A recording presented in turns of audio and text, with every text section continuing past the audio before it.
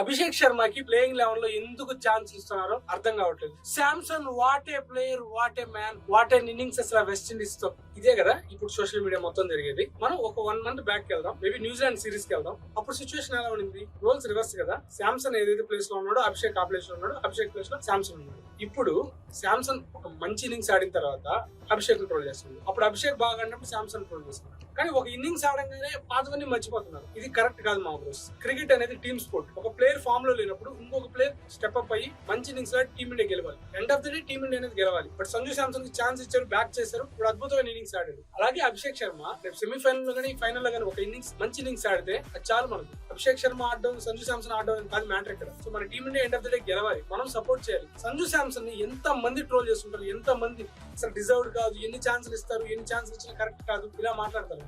Situation తగ్గట్టు social మీడియాలో మాట్లాడడం జరిగిపోతుంది. అవి పక్కన పెట్టి మనం సపోర్ట్ చేయాలి మన ప్లేయర్స్. మీరేమంటారు? కామెంట్ చేయండి.